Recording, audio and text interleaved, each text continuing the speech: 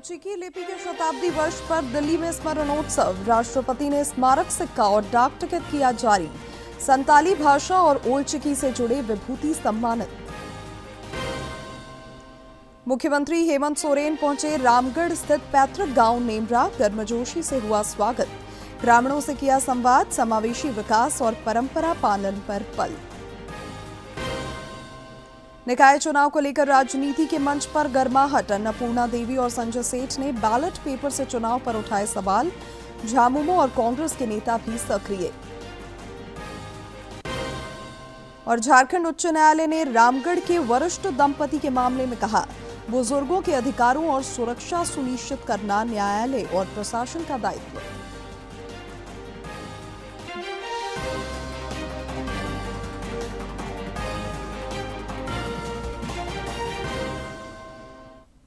नमस्कार, खबरें झारखंड में आपका स्वागत है। मैं हूं शिवानी कुमारी और अब समाचार विस्तार से। राष्ट्रपति द्रौपदी मुर्मू ओलचिकी लिपि के शताब्दी वर्ष के सिलसिले में दिल्ली में आयोजित स्मरणोत्सव में आज शामिल हुई। इस दौरान उन्होंने स्मारक सिक्का और डाक टिकट का विमोचन किया। मौके पर स्मारका का भी लोकार्पण हुआ। राष्ट्रपति ने संताली भाषा और ओलचिकी से जुड़े विभूतियों को सम्मानित किया। स्मरणोत्सव में केंद्रीय मंत्री गजेंद्र सिंह शेखावत और जुएल ओराम समेत कई गणमान्य लोग मौजूद रहे। अपने संबोधन में राष्ट्रपति ने ओलचिकी लिपि के जनक पंडित रघुनाथ मुर्मू को नमन करते हुए उनके योगदान को रेखांकित किया। उन्होंने कहा कि ओलचिकी लिपि ने संथाली समाज को एकता के सूत्र में बांधा है। संथाल समुदाय के लोग देश के अनेक राज्यों के साथ साथ नेपाल, भूटान, बांग्लादेश और मॉरिशस जैसे देशों में भी निवास करते हैं। संथाल समुदाय की अपनी भाषा, साहित्य और संस्कृति है, लेकिन पहले संथाली भाषा की अपनी लिपि नहीं होने के कारण रोमान, देवनागरी, ओडिया, बंगाली आदि लिपियों में उसे लिखा जा रहा था। नेपाल, भूटान, मॉरिशस में रह रहे संथाल समुदाय के लोग भी उन देशों में प्रचलित लिपियों में संथाली भाषा लिखा करते थे। इन लिपियों में संथाली भाषा के मूल शब्दों का उच्चारण सही रूप से नहीं हो पाता था। 1925 में ओडिशा में मयूरभंज जिले के अंतर्गत रायरंगपुर के निकट डांडवस गांव में जन्मे इतिहास पुरुष पंडित रघुनाथ मुर्मू ने ओलचिकी लिपि का आविष्कार किया। उसके उपरांत संथाली भाषा के लिए ओलचिकी लिपि का उपयोग किया जा रहा है। ओलचिकी संथाल समुदाय के एक सशक्त परिचय है। विश्व भर में संथाली की पहचान ओलचिकी से ही हो रहा है। ये संथाल समुदाय के लोगों के बीच एकता स्थापित करने का एक प्रभावी माध्यम भी है।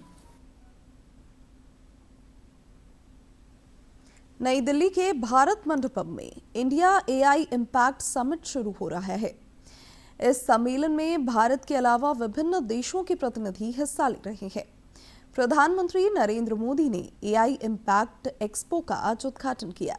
प्रधानमंत्री ने भरोसा जताया है कि इस मेगा आयोजन से नई व्यावसायिक साझेदारियों, सहयोगी इकोसिस्टम और वैश्विक एआई नवाचार में भारत की भूमिका को मजबूत किया जा सकेगा। प्रधानमंत्री नरेंद्र मोदी इस समय एआई समिट एक्सपो का उद्घाटन करते हुए तमाम भारत के स्टार्टअप से मुलाकात कर रहे हैं, जिसमें भारत का स्वदेशी स्टार्टअप सर्वम है, जो स्पीच के लिए, speech to text, text to text के लिए है। और सर्वम को गूगल जेमिनी और अन्य एआई सॉल्यूशन से ज़्यादा बेहतर माना गया है। भारत जेन के एक तरह से इस समय उस स्टार्टअप पे प्रधानमंत्री नरेंद्र मोदी मौजूद हैं। भारत जेन के तहत ही सर्वम शोध एआई जो है, ये तमाम वो एआई सॉल्यूशंस हैं जो स्वदेशी सॉल्यूशंस हैं और इनसे एक बड़ा बदलाव देखा गया है। भारत में खासकर ज़मीनी स्तर पर उन तमाम ज़रूरतों को लेकर भारत की विविधता और खासकर लिंग्विस्टिक विविधता जो है उसको ध्यान में रखते हुए सर्वम एक बेहतरीन सल्यूशन है। बिल्कुल, भारत बहुत बड़ा देश है, कई तरह की भाषाएं यहाँ बोली जाती हैं, कई तरह की भाषाएं यहाँ लिखी जाती हैं और इसी का कहीं न कहीं सॉल्यूशन निकालने के लिए भारतीय स्टार्टअप्स यहाँ पर डेवलप किए गए हैं और प्रधानमंत्री उन्हीं स्टार्टअप पेविलियंस का यहाँ पर अवलोकन कर रहे हैं। ये हम दृश्य आपको दिखा रहे हैं। इंडिया एआई इम्पैक्ट एक्सपो 2026 का उद्घाटन कर चुके हैं प्रधानमंत्री और उसके बाद एक्सपो में जो विभिन्न पेविलियन वहाँ पर लगे हुए हैं उन पेविलियंस को प्रधानमंत्री वहाँ पर देख रहे हैं, प्रधानमंत्री उनका अवलोकन कर रहे हैं।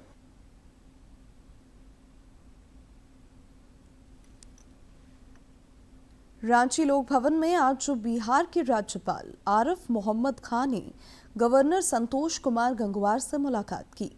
इस दौरान दोनों के बीच समसामयिक विषयों पर बातचीत हुई। लोक भवन की ओर से इसे शिष्टाचार भेंट बताया गया।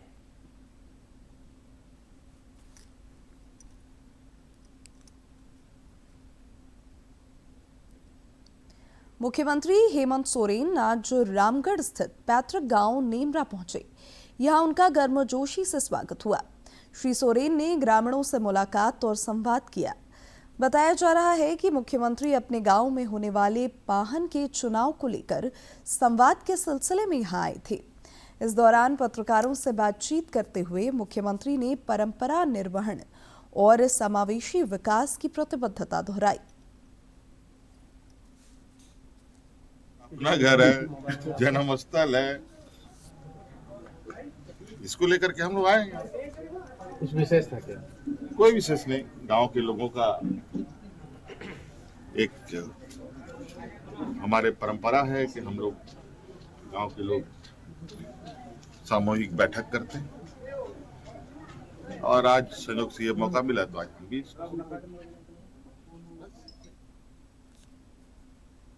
राज्य में निकाय चुनाव की गहमागहमी तेज है और प्रत्याशी वोटरों को लुभाने के लिए प्रचार वार में जुटे हैं। उम्मीदवारों ने जनसंपर्क अभियान भी तेज कर दिया है। झामुमो, कांग्रेस और भाजपा जैसी पार्टियां समर्थित उम्मीदवारों के पक्ष में माहौल बनाने में जुटी हैं।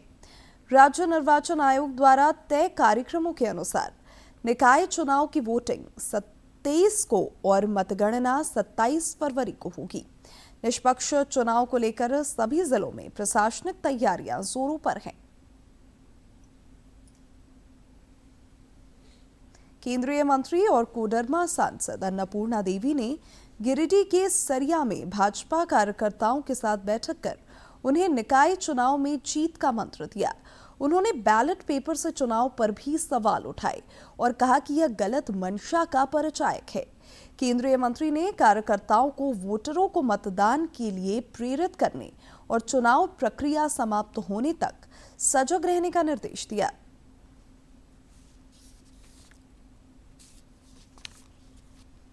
फिर झारखंड सरकार ने ये बैलेट पेपर से लाया है तो कहीं ना कहीं ऐसा लगता है कि शायद उनकी मंशा कुछ सही नहीं है। तो इसके लिए भी कार्यकर्ताओं को एक आग्रह किया जा रहा था कि भाई आप सब लोग प्रबुद्ध जन हैं, सामाजिक राजनीतिक जीवन में आप रहते हैं, लोगों के हर सुख दुख में भागीदारी निभाते रहे हैं, साथ देते रहे हैं, तो आप ये प्रयास करें कि कहीं भी अनियमितता ना हो, गड़बड़ी ना हो और ज़्यादा से ज़्यादा लोग वोटिंग में शामिल हो। रांची नगर निगम चुनाव को लेकर सियासी सरगर्मी तेज हो गई है। कांग्रेस और झामुमो के नेताओं की सक्रियता इन दिनों बढ़ी हुई है। इधर भाजपा समर्थित मेयर पद की प्रत्याशी रोशनी खलको ने आज अपना संकल्प पत्र जारी कर शहर के विकास का रोड मैप जनता के सामने रखा। रांची में मेयर पद की प्रत्याशी रोशनी खलको ने संकल्प पत्र जारी कर शहर के सुव्यवस्थित विकास, स्मार्ट कार्यप्रणाली और पारदर्शिता का वादा किया। नेताओं ने रांची की जनता से अपील की कि वे अधिक से अधिक मतदान कर स्वच्छ और पारदर्शी छवि के उम्मीदवार को समर्थन दें। 2026 यह संकल्प है कि 2026 रांची सुदृढ़ रांची, साफ सुथरी रांची और इंदौर की तर्ज पर यह रांची साफ सुंदर हो। यही संकल्प लेके हम सब आगे बढ़े हैं और मेरा पूरा विश्वास है कि रोशनी खलको अगली महापौर रांची नगर की होने वाली है। संकल्प पत्र जारी होने के बाद मंच से राज्य सरकार की मंशा पर भी सवाल उठाए गए। राज्यसभा सांसद दीपक प्रकाश ने कहा कि हाईकोर्ट के आदेश के बाद ही राज्य सरकार चुनाव कराने को तैयार हुई। मैं पूरे प्रदेश में 14 जिला घूम करके आया हूं और 14 जिला में भारतीय जनता पार्टी के समर्थित उम्मीदवार चुनाव जीत रहे हैं और चुनाव इसलिए जीत रहे हैं कि जब सरकार, राज्य की सरकार विफल होती है तो आक्रोश जनता का दिखता है। वहीं राज्य के विधायक सीपी सिंह ने भी रोशनी खलको के पक्ष में मतदान करने की अपील की। चुनावी मैदान में वादों और आरोप प्रत्यारोप के बीच अब नजरें जनता के फैसले पर टिकी है। फिर हम लोगों ने एक मेयर देखा था कि 5 साल हुआ, 5 साल मेयर रही,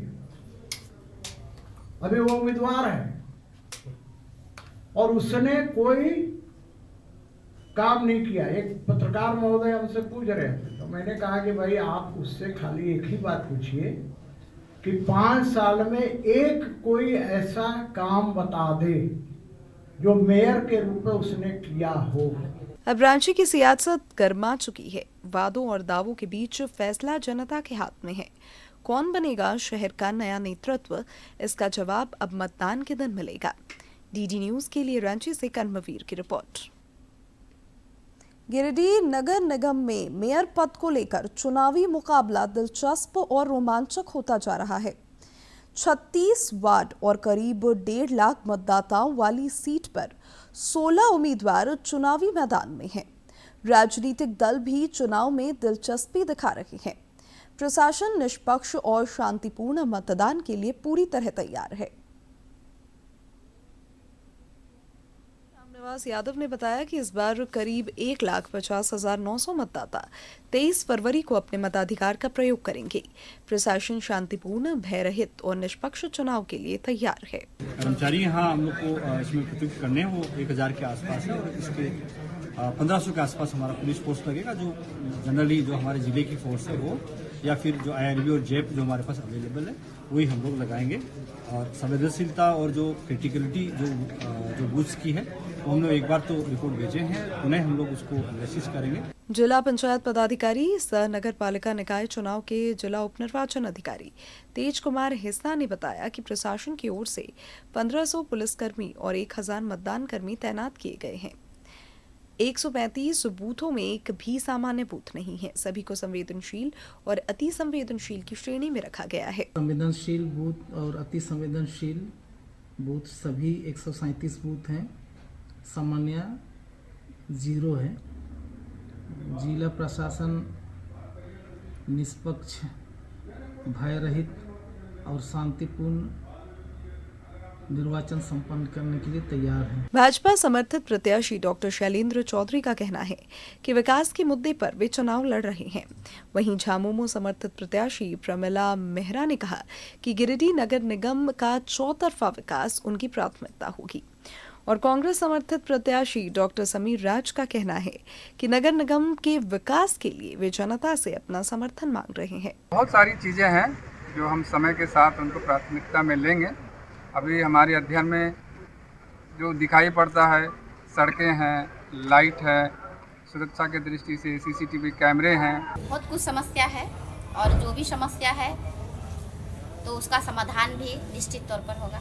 ठीक है, तो बहुत बड़ी बड़ी बातें करने से अच्छा है अगर हम मूलभूत सुविधाओं पे बात करें और सबसे जो न्यूनतम दर्जे में जो लोग हैं अगर हम उनको अपलिफ्ट कर पाए तो मैं मानूंगा कि मेरी उपलब्धि उसमें है और मैं सबसे पहले काम उसी पे करूँगा। गिरिडीह मेयर पद का चुनाव इस बार बेहद दिलचस्प मोड़ पर है।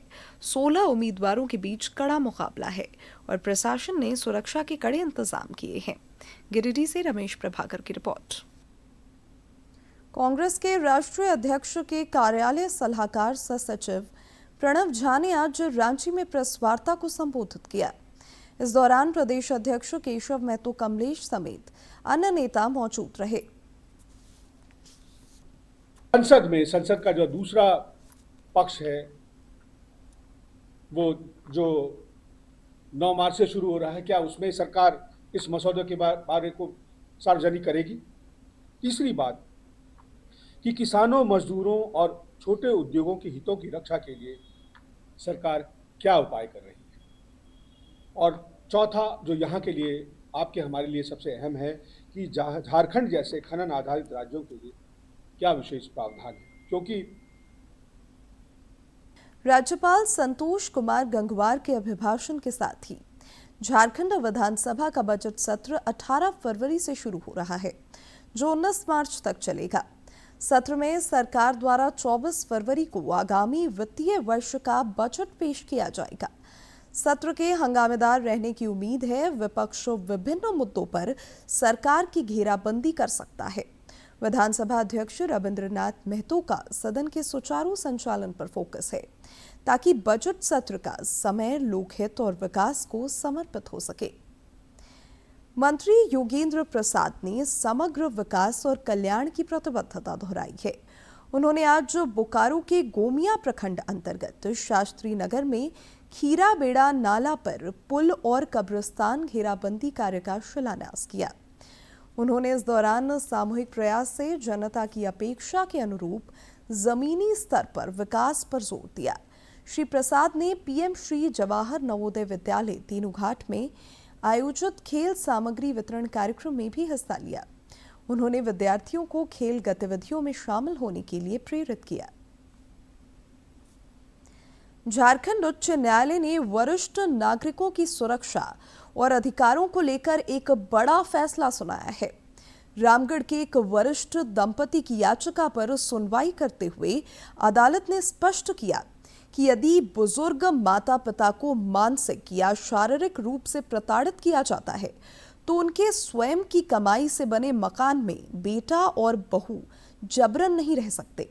कोर्ट ने यह भी कहा कि उत्तराधिकारी का अधिकार भविष्य से जुड़ा होता है और इससे संपत्ति पर तत्काल स्वामित्व नहीं मिल जाता। हाईकोर्ट ने यह भी कहा कि बुजुर्गों के अधिकारों और उनकी सुरक्षा सुनिश्चित करना न्यायालय और प्रशासन का दायित्व है। और प्रशासन का दायित्व है कि उनका रहना एवं उनकी सुरक्षा सुनिश्चित करे। Ranchi press club media cup cricket का खिताब आज टीम स्वर्ण रेखा ने जीत लिया। फाइनल मुकाबले में टीम स्वर्ण रेखा ने एक कांटे के संघर्ष में टीम गंगा को 7 रन से पराजित कर चैंपियन बनने का गौरव हासिल किया। टीम स्वर्ण रेखा ने पहले खेलते हुए 6 विकेट के नुकसान पर 133 रन बनाए थे। जवाबी पारी खेलने उतरी टीम गंगा ने भी उम्दा खेल का प्रदर्शन किया। आखिरी ओवर तक मैच का रोमांच बना रहा। अंतिम ओवर में हालांकि टीम गंगा लक्ष्य से 7 रन दूर रही और खिताब टीम स्वर्ण रेखा ने जीत लिया। समापन समारोह में रक्षा राज्य मंत्री संजय सेठ, मंत्री दीपिका पांडे सिंह, पूर्व केंद्रीय मंत्री सुबोधकांत सहाय समेत अन्य अतिथियों ने विजेता और विजेता टीमों को ट्रॉफी और मेडल प्रदान कर उनका हौसला बढ़ाया। एक चौका, बहुत बड़ा मैच हम नहीं ले सकता हूं और इसे लगा दिया, देखना क्या होता है और बच गया और ये मुझे लगता है टीम चैंपियन हो गई, जीत गई टीम और जीतने वाली टीम को आपको बधाई, आपको दिली मुबारकबाद। 84 से मालवीय भैया लगातार मीडिया कप खेल रहे हैं, लोगों को उत्सुक कर रहे हैं, लोगों को प्रोत्साहन दे रहे हैं और कैसे कैसे मीडिया कप बदलता रहा मालवीय भैया इसके गवाह हैं।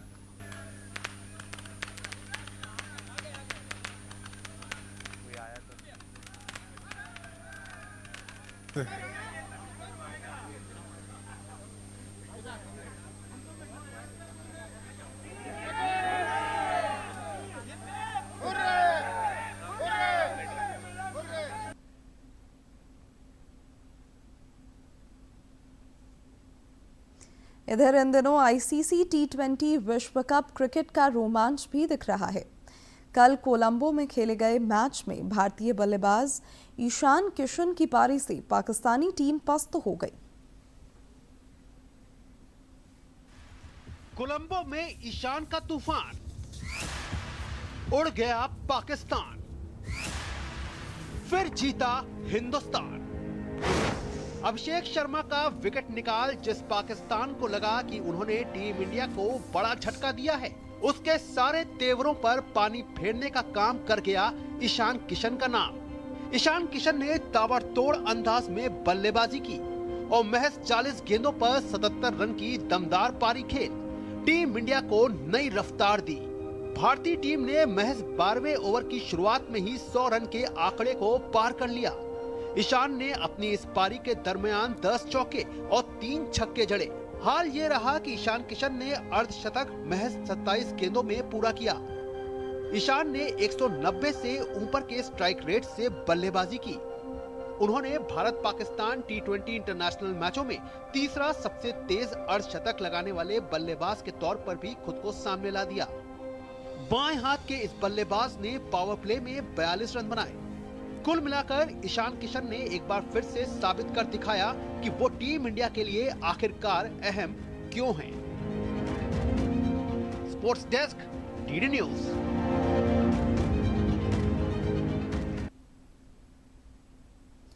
और अब बात मौसम की।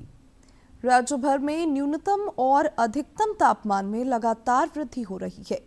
पिछले 24 घंटे के दौरान अधिकांश जिलों में न्यूनतम तापमान 10 डिग्री सेल्सियस से ऊपर दर्ज किया गया। वहीं अधिकतम तापमान कई जिलों में 30 डिग्री सेल्सियस को पार कर चुका है। इस दौरान गुमला में न्यूनतम तापमान 6.9 डिग्री सेल्सियस रिकॉर्ड किया गया। वहीं चाईबासा में अधिकतम तापमान 32.4 डिग्री सेल्सियस दर्ज हुआ। मौसम विज्ञान केंद्र के पूर्वानुमान के मुताबिक आने वाले 4 दिनों के दौरान तापमान में 3 से 4 डिग्री की बढ़ोतरी हो सकती है। और अब जानते हैं किन बातों के लिए इतिहास के पन्नों में आज का दिन खास है। 16 फरवरी वर्ष 1944 में धुंडीराज गोविंद फाल्के का निधन हुआ था। भारतीय सिनेमा की नींव रखने वाले दादा साहेब फाल्के को भारतीय फिल्म उद्योग का पितामह कहा जाता है। इनका जन्म 30 अप्रैल 1870 को महाराष्ट्र के नासिक जिले में हुआ था। इन्होंने भारतीय सिनेमा जगत की पहली मूक फिल्म राजा हरिश्चंद्र का निर्माण किया। इसकी प्रेरणा इन्हें मुंबई में अमेरिका इंडिया थिएटर में दिखाई गई विदेशी मूक चलचित्र लाइफ ऑफ क्राइस्ट से मिली थी। साल 1937 में बनी फिल्म गंगा अवतरण दादा साहेब फाल्के द्वारा निर्देशित पहली बोलती फिल्म थी। भारत सरकार इनकी याद में प्रतिवर्ष सिनेमा जगत में विशिष्ट योगदान के लिए दादा साहब फाल्के सम्मान देती है। 16 फरवरी वर्ष 1956 को मेघनाथ साहा का निधन हुआ था। इन्होंने गणित और भौतिकी के क्षेत्र में महत्वपूर्ण योगदान दिया था। मेघनाथ साहा सुप्रसिद्ध खगोल विज्ञानी थे। इन्हें साहा इक्वेशन के लिए जाना जाता है। ये इक्वेशन तारों में भौतिक और रासायनिक स्थिति की व्याख्या करता है। इन्होंने साहा नाभिकीय भौतिकी संस्थान नामक महत्वपूर्ण संस्थान की स्थापना की।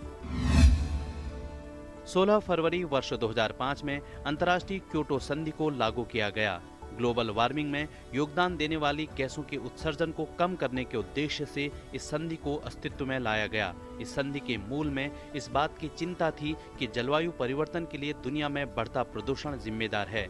इस संधि में यह तय हुआ कि दुनिया के देश अपने यहाँ कार्बन डाइऑक्साइड व अन्य ग्रीन हाउस गैसों में कमी लाएंगे। करीब 141 देश इस संधि के समर्थन में आए कि वो अपने यहाँ साल 2012 तक प्रदूषक गैसों की मात्रा में 5.2% की कमी लाएंगे। एक अनुमान के मुताबिक यह 141 देश दुनिया में पैदा होने वाले 55% ग्रीन हाउस गैसों के लिए जिम्मेदार थे।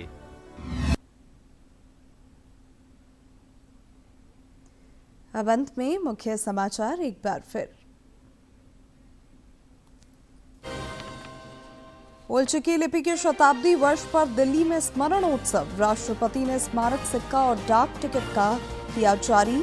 संथाली भाषा और ओलचिकी से जुड़े विभूति सम्मानित। मुख्यमंत्री हेमंत सोरेन पहुंचे रामगढ़ स्थित पैतृक गांव नेमरा। गर्मजोशी से हुआ स्वागत। ग्रामीणों से किया संवाद। समावेशी विकास और परंपरा पालन पर बल। निकाय चुनाव को लेकर राजनीति के मंच पर गर्माहट। अन्नपूर्णा देवी और संजय सेठ ने बैलेट पेपर से चुनाव पर उठाए सवाल। झामुमो और कांग्रेस के नेता भी सक्रिय। और झारखंड उच्च न्यायालय ने रामगढ़ के वरिष्ठ दंपति के मामले में कहा, बुजुर्गों के अधिकारों और सुरक्षा सुनिश्चित करना न्यायालय और प्रशासन का दायित्व।